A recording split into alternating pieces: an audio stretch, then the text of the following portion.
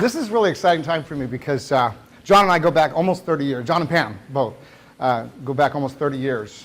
And I remember when John's son, was he 14? Or he was 14 years old, and he was talking about wanting to ride in my Corvette. And now he's a big, burly guy, and he's built Corvettes. But John has a unique story, because we're all entrepreneurs here in our own right. And John has always had this incredible, crazy, positive outlook on life and people. Crazy positive. And for the time that I've known John, I've never, ever, never heard him say a negative word. He's always edified other people. He's always lifted people up. And then over the last part of his journey in his life right now, he's dealt with more trials and tribulations from a health perspective than most of us will probably have to ever experience. And quite honestly, I almost thought I lost him not too long ago. I came over to his house and I was talking to him, and he was really, really, really drugged up. And he was still saying the same positive things about people and life. And at that moment, he belonged in a hospital bed. And then the next time I saw him, which was just weeks ago, it was a Starbucks coffee place over by Galleria Mall, across the street from the mall. And he's walking, and I get out of my car and we start talking, and it sounded like the same John that I've always known. So he went from almost death's bed, just a couple months ago? And here's what I'm going to tell. I don't know if he's going to tell it or not, but I'll tell a little bit. John he's a diabetic and has been dealing with more than just that. But as a result, he's lost his foot. Yesterday, he lost part of his finger. They cut part of his finger off yesterday. And he told Louise, he goes, "Yeah, I'm just going in for a little surgery." She had no clue he was going in to lose part of his finger. And he's still here, you guys, with you. So please help me welcome John Cockroll.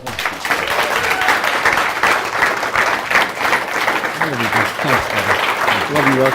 Love you. Thanks. Well, thank you. Please. Well, that's embarrassing. Thank you, Jim. We embarrass friends. We embarrass friends. Yes, that's a good thing. It's a good thing. And when you have as much skin on your face as I do, I get red from here all the way, But anyway, it is good to be with you. It's hard to follow up with Jim. I'm not a public speaker, and I have to tell you, it's a little embarrassing to be edified that way. Thank you again. I truly am humbled by that. When I was growing up, my father was a pretty tough guy, and he didn't know any other way, but he wanted the best for his kids, for the three of us. And being the youngest, he said to me, "John," and many of you have heard this, I'm sure, "I want you to go to school, get a good education, get a good job, and you'll be taken care of." Anybody heard that before? Yes. And I was pursuing an athletic career at the time. Forgive me for a minute. I've lost my parents recently, and it affects me. It always will. But the long and the short of it is simply this, that I won a hockey scholarship to an Ivy League school. And by the time I got my education, the rules had changed. And I felt shortchanged. I think, in all honesty, as negative as I will get, will be this. There's no such thing anymore as being taken care of. If you want to be taken care of, you better get busy. True? True. And so, I want to tell you a little story. Some of you may have heard it.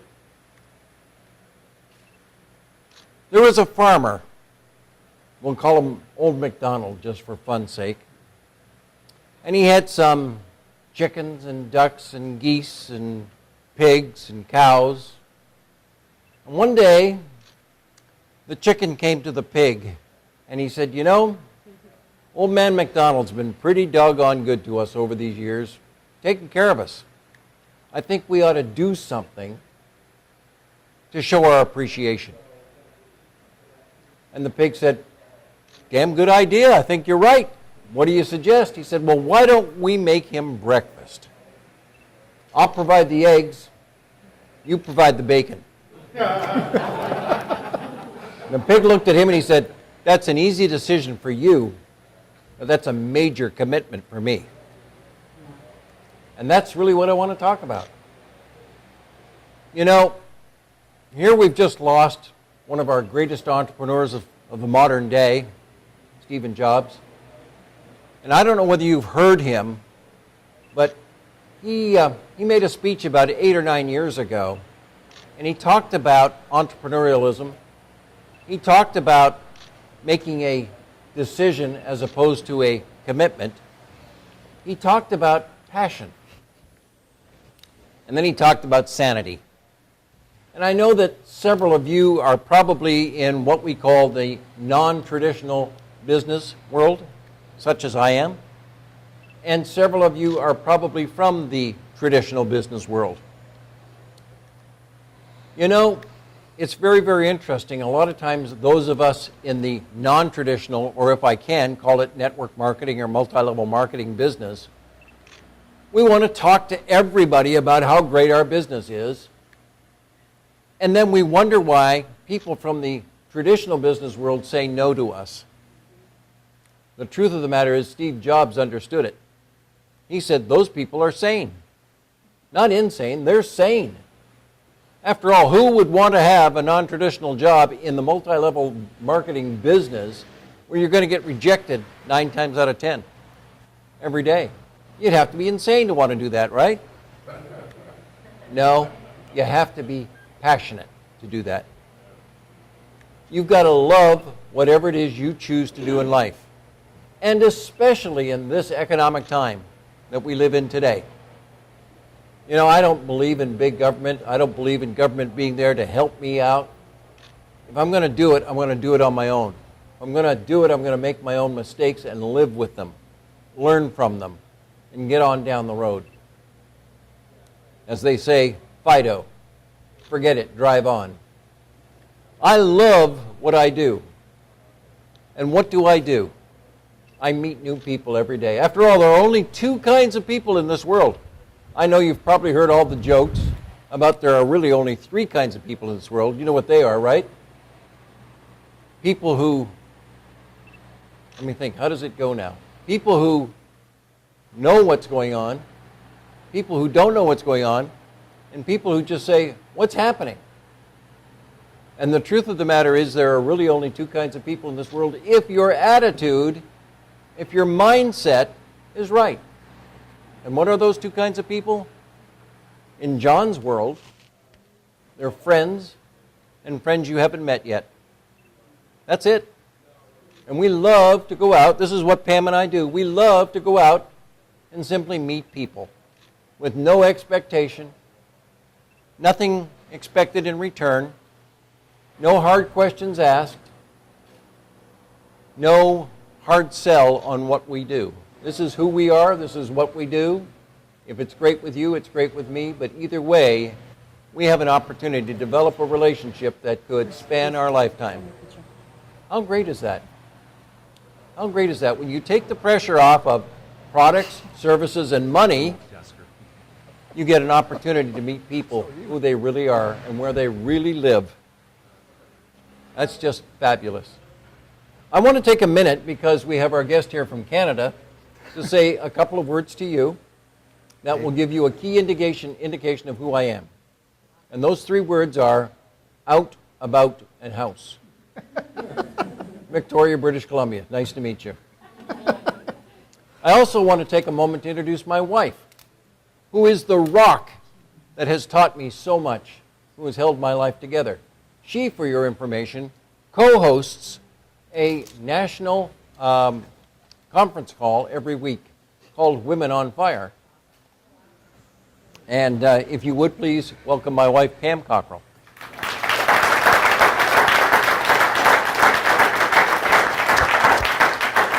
I will give you a little bit of my background to tell you just how special Pam is. I'm a Canadian, as you've probably figured out. And as I said, my dad told me to go and get a good education. So I was very fortunate. I won a scholarship to Dartmouth College. I'm an Ivy Leaguer. And in my last year of college, in order to be eligible to play hockey for the Canadian Olympic team, I had to go back to Canada.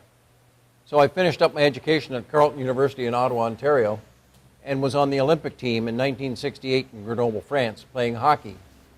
At the end of that, I turned pro. I actually played for the Toronto Maple Leafs in the National Hockey League from 1968 through 1971. That was my first lesson in life. No collar, passionate, happy as a clam, a kid playing and making, well, what was a lot of money in those days, $48,000 a year. Had hair, had teeth, drove a sports car, lost my hair, lost my teeth, lost the sports car too. What happened was, I had a very bad accident. I had been traded from Toronto to Vancouver, who was just coming into the league. And during training camp, I had a very bad accident, which resulted in me being forced to retire medically because the team could not insure me anymore. I was out of control of what I could do for a living. Medically, we don't want you anymore. We love you, but we don't want you anymore. Thanks for your service. Gone. And in kids' dreams were shattered. Went back to school, tried to get my master's degree, drove a taxi cab. Went from earning $48,000 a year to $3,000, never forget this number, $3,335 a year. Wow. You want to talk about lifestyle change? Incredible. But it taught me some great lessons in life. Because through edification of others, without any expectation on their part, I was recruited into the Canadian Foreign Service. My degree was in poli-sci. It was a natural. But just because of who I was and the way I approached life, my attitudes, I was recruited into the Foreign Service. And I had a tremendous career in the Foreign Service for 11 years. Once again, my dreams were shattered. On loan to the American government, I was working for a guy named Ollie North in South America. Some of you are old enough to know what that was all about. My wife and I, and I'll never forget the gun in her mouth, were taken hostage at gunpoint in South America. And I didn't know how to get her out of that situation because I was on my knees with a gun in my back, being beaten, badly beaten. And I promised her, as I was being beaten, that I would get her out of there and find our kids, our two children. We would get them back to the U.S. as quickly as we could. I got to South America as a result of a chance meeting. Some of you, again, are old enough to recognize this. It was the Canadians who got your American diplomats out of Tehran. I was a part of that team. And somebody wanted some revenge. And they had chased me halfway around the world. That's how I ended up in South America. We were at that time living in Nairobi, Kenya, in East Africa. What a life. So I went to the American Embassy after I got out of that situation. Thank God for the American Rangers. I lost 2 friends, and one of my other friends lost an arm. But we came out unscathed, other than the mental impact that it had on my wife. So the American Embassy said, John, it takes about 12 to 18 months to get you immigrated to the U.S., but we'll see what we can do for you. 3 days later, I was landed and immigrated and placed in Florida in a safe house until the Canadians could come and get me and I could get back to Canada for debriefing. Wow, what a career I've had. What a life I've had. I went through debriefing, flew out to the West Coast, met my family, and set up home here in Northern California. That was in 1980. This country embraced me. This country loved me unconditionally. Everywhere I went, everyone I met opened doors that made my life possible. And along the way, it taught me a great lesson. Always give your best, even if someone else doesn't. Always respect and edify others, even if they don't respect and edify you. Always expect great things to happen, and they will happen.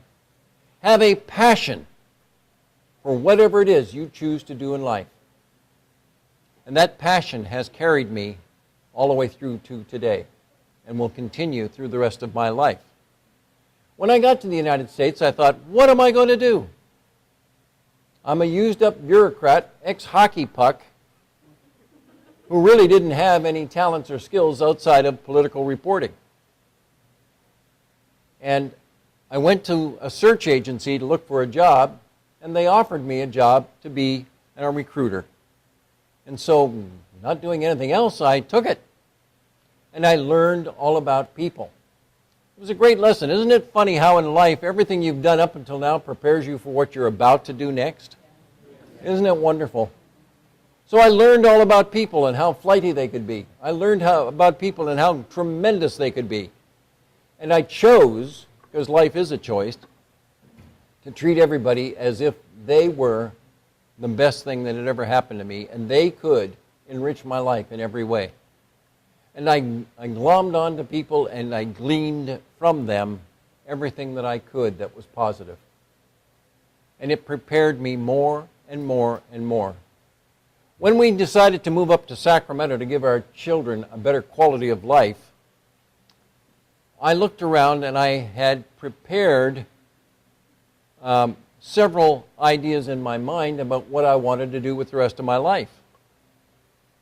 One of those was getting involved in a network marketing company. And so I did that, which is where I met Jim Bellacera. Guess who enriched my life? What a positive man to really throw myself into. And even though I was not in business with Jim, I was in business because of Jim. Tremendous talent. And the thing about Jim is, he just gives it away every day. Gives it away. You know, so many of us who own businesses do this to protect our trade secrets. Not Jim. Jim says, if you want to get around me, prepare for this. I'll give you everything I've got and more. And so I decided to dedicate my life to that. And I started a legal services company from nothing. It was a dream that I wanted to become a reality. And I became so good at legal services, we put corporations together, did compliance work, mergers, acquisitions, those kinds of things. I ended up with over 900 attorneys working for me throughout the U.S., and that dream became a nightmare. It became a nightmare because we didn't own it anymore. It owned us. Both Pam and I were working over 90 hours a week, trying to keep our dream alive. Suddenly, we realized one day that our kids had grown up, and we hadn't influenced them the way we wanted to. We had no time. There was no way that we could ever spend the money that we had earned on ourselves. There was no reward other than perhaps enriching other people's lives. And so I walked away. I just walked away. Let everybody know that this was not what I was passionate about anymore. And you'll notice I use the word passion a lot. I love what I do. And if you don't, then my advice to you is don't do it. Life's too short. Find something you can get passionate about and do it. Excuse me. I'm still suffering the effects of hospital people.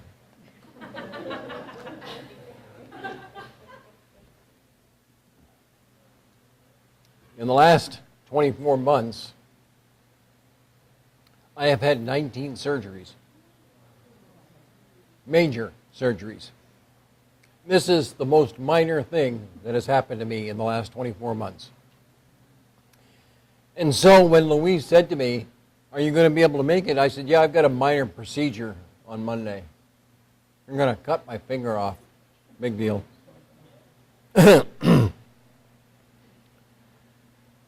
One of my corporate clients actually came to me and said, I know you know all about business. Would you please check out this thing and make sure I'm not making a mistake? I checked it out. I got involved, and I've never looked back. Never. And my wife was very, very unhappy. She did not want to get involved in one more thing. We had no time. None. We were two ships passing in the night. You know, but the most common thing was waking up at the same time in the morning. That was about it. That's when we talked. You'll have to forgive me. Now I'm losing my voice. My message to you today is a simple one. Very, very simple. You are made for success. You have everything you need to be successful. The only thing that differentiates you from the person sitting next to you is to define success. It will mean something different for each and every one of you. Find out what your definition of success is, embrace it, and be passionate about what you're embarking on. Whether you've just gotten involved or you've been involved for a long, long time. Take the word and the message that I give to you today. Love what you do. This country was made great by small business. Love what you do so much that you empower people all over this country to heal this country. Love what you do so much that you're not distracted by negativity, by rejection, by people who laugh at you because of the choices that you've made. Love what you do until you've enriched the lives of other people in a positive way. Thank you.